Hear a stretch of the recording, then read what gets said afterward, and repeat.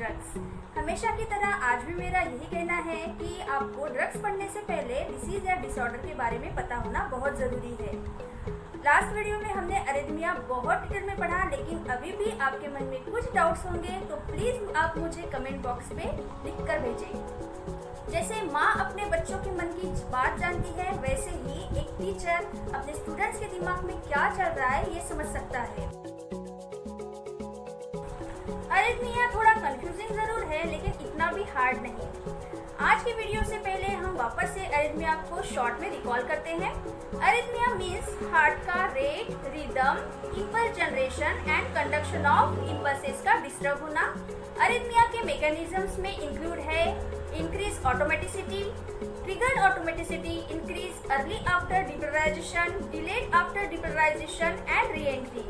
मुझे पता है आपको सबसे ज्यादा दिक्कत री एंट्री मैकेनिज्म पढ़ने में गई। यहाँ आपको एक पॉइंट याद रखना है, सिर्फ यूनिडायरेक्शनल ब्लॉक के कारण री एंट्री मैकेनिज्म होता है, बाय डायरेक्शनल ब्लॉक में री एंट्री का मैकेनिज्म नहीं होता। अगर आप फर्स्ट टाइम मेरा वीडियो देख रहे हैं तो आपको एक सजेशन है, प्लीज मेरा लास्ट अरिथमिया का वीडियो जरूर देखें।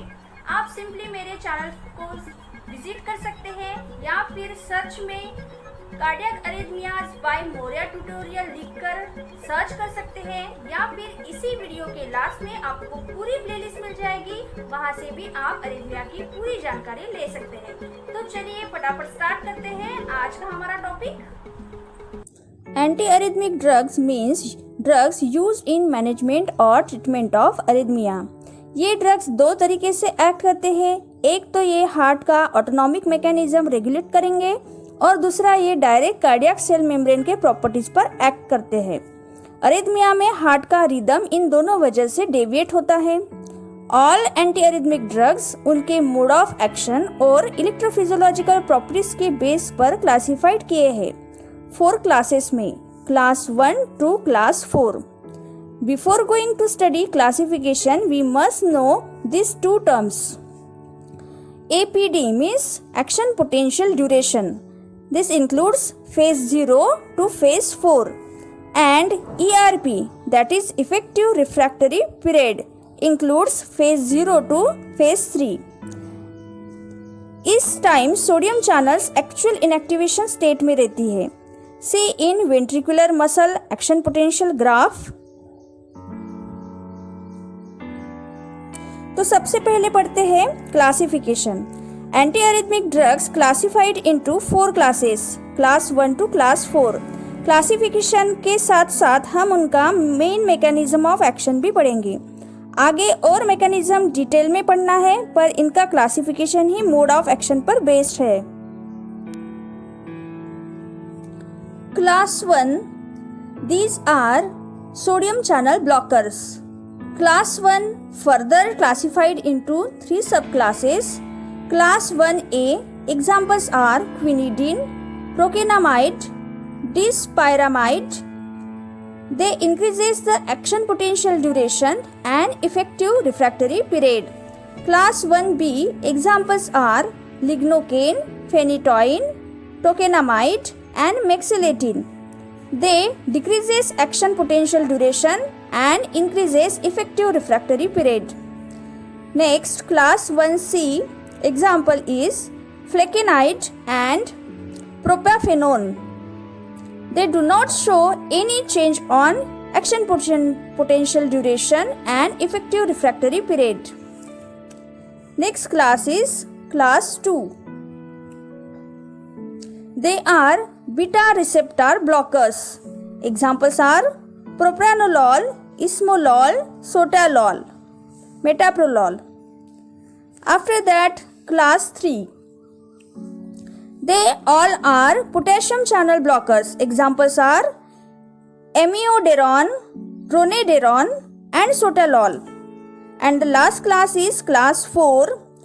They block the calcium channels. Examples are verapamil and diltiazem.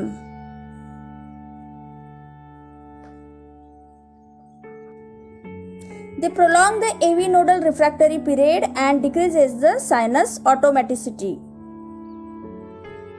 One point note down here, Some drugs are present in two classes like sotalol present in class 2 and class 3 because it has both class 1 and class 3 actions. One more thing, class 1A agents also have class 3 property and propranolol has class 1 property. Please note down these things ताकि आपको आगे confusion ना हो। चलिए देखते हैं mechanism of action, उसी के साथ यूजेस, एडवर्स रिएक्शंस, ये सब भी हम ड्रग्स का डिटेल में देखेंगे। आज हम सिर्फ एक ही क्लास के बारे में पढ़ेंगे ताकि ज़्यादा कंफ्यूजन ना हो। बाकी बचे हुए क्लासेस हम नेक्स्ट वीडियो में पढ़ेंगे। So start with class 1A drugs. ये ड्रग्स सोडियम चैनल को ब्लॉक करते हैं, मीन्स डिपोलराइजेशन पर एक्ट करेंगे। डिपोलराइजेशन लेट होगा तो रिपोलराइजेशन भी लेट होगा, मीन्स ये पोटेशियम चैनल को भी ब्लॉक करेंगे। इस वजह से एक्शन पोटेंशियल ड्यूरेशन और इफेक्टिव रिफ्रैक्टरी पीरियड दोनों ही इंक्रीज होंगे। इस ग्राफ में देखिए नॉर्मल एक्शन पोटेंशियल और ड्रग लेने के बाद का एक्शन पोटेंशियल ग्राफ दिया है। ड्रग लेने के बाद का एक्शन पोटेंशियल का ग्राफ डॉटेड रेड लाइन में दिखाया है। यहाँ एक्शन पोटेंशियल ड्यूरेशन और इफेक्टिव रिफ्रैक्टरी पीरियड दोनों बढ़ गए हैं। ये एक्शन है क्लास 1A ड्रग्स की। अरिथमिया में जो हार्ट रेट इंक्रीज हो गई थी वो ड्रग्स लेने के बाद कम हो जाएगी। चलिए देखते हैं क्लास के ड्रग्स। मेन ड्रग्स है क्विनिडीन। ये क्विनिन का डी आइसोमर है जो सिंकोनाबाक से मिलता है। इससे एंटी मलेरियल प्रॉपर्टी भी होती है। मैकेनिज्म ऑफ एक्शन अभी हमने इसका देखा है। ये सोडियम चैनल को ब्लॉक करता है, इसके कारण ऑटोमेटिसिटी डिक्रीज होगा, रिपोलराइजेशन और कंडक्शन वेलोसिटी को प्रोलॉन्ग करेगा। Action potential duration and effective refractory period increase होना मीन्स प्रोलॉन्गेशन।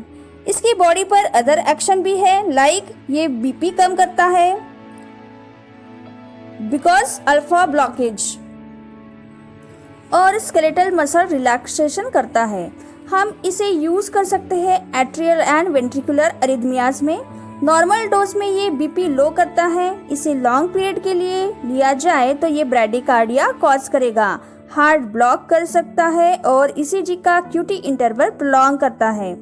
हाई डोज पे ये सिंकोनिज्म कॉज करता है, that includes vomiting, diarrhoea, neurological effects like ringing in ear, vertigo, deafness, visual disturbances and mental changes. Next class 1A drug procainamide. It is the derivative of procaine. Quinidine की तरह ये alpha blocking नहीं करता। इसके adverse reactions है nausea, vomiting and hypersensitivity reactions. High dose पे ये heart block, hypotension और ईसीजी का क्यूटी इंटरवल प्रोलॉन्ग करता है। Next is disopyramide. इसके एडवर्स इफेक्ट्स है एंटीकोलिनर्जिक ड्रग्स की तरह ये dry mouth, blood vision and constipation cause करता है। Next class 1B। ये वीकली सोडियम चैनल को ब्लॉक करते हैं, रिपोलराइजेशन को शॉर्टन करते हैं और इसीलिए सोडियम एंट्री भी थोड़ी लेट होगी और पोटेशियम थोड़ा जल्दी। इस वजह से एक्शन पोटेंशियल ड्यूरेशन डिक्रीज हो जाता है। See this graph, dotted red line shows increase effective refractory period and decrease action potential duration. यहाँ आपको लोकल एनेस्थेटिक का मैकेनिज्म याद करना है। They block sodium channel at inactivated state. Class 1B का एग्जाम्पल है लिग्नोकेन। ये एक लोकल एनेस्थेटिक है, स्ट्रॉन्गली ब्लॉकिंग करता है सोडियम एंट्री को, so decreases the automaticity. It is inactive orally due to high first pass metabolism और इसीलिए इसे पैरेंटरली देते हैं। इसके एडवर्स इफेक्ट्स है drowsiness, hypotension, blood vision and confusion. आप ड्रग्स को शॉर्ट नोट्स जैसे नोट डाउन कर सकते हैं। Next drug is phenytoin. Anti epileptic drug है, मोस्टली इसे डिजिटालिस के वजह से होने वाले अरिथमिया में यूज करते हैं। Next is mexiletine. ये भी एक लोकल एनेस्थेटिक है, ओरली लिया जाता है। It shows neurological effects like tremor, nausea, vomiting, confusion, and blurred vision. Next class is 1C drugs. ये strongly सोडियम चैनल को ब्लॉक करते हैं, लेकिन पोटेशियम चैनल पर बहुत ही कम इफेक्ट है और इसीलिए एक्शन पोटेंशियल ड्यूरेशन और इफेक्टिव रिफ्रैक्टरी पीरियड पर कोई इफेक्ट नहीं होता. See this graph for class 1C drugs. Red dotted line shows that no change in effective refractory period and action potential duration. Example is propafenone. ये sodium channel को block करके impulse transmission depress करता है. Mainly ये bundle of his और परकिंजे fibres पर act करते हैं और साथ ही में ये वोल्फ पार्किंसंस वाइट सिंड्रोम में रहने वाले एसेसरी पाथवे पर भी एक्ट करता है. It prolongs the action potential duration and also have beta adrenergic property. If it absorbed orally, in adverse effect shows nausea, vomiting, bitter taste, constipation, and blurred vision. It is used in ventricular arrhythmias, reentrant tachycardias, atrial flutter, etc. एक suggestion है, आपको drugs और अच्छे से book से पढ़ने हैं क्योंकि हम यहाँ सिर्फ इम्पॉर्टेंट पॉइंट्स डिस्कस करते हैं. आप कंसेप्ट्स यहाँ से क्लियर कर सकते हैं, लेकिन आपको खुद के लिए बुक्स पढ़ने ही है. नेक्स्ट वीडियो में हम क्लास 2 से स्टार्ट करेंगे. Thank you.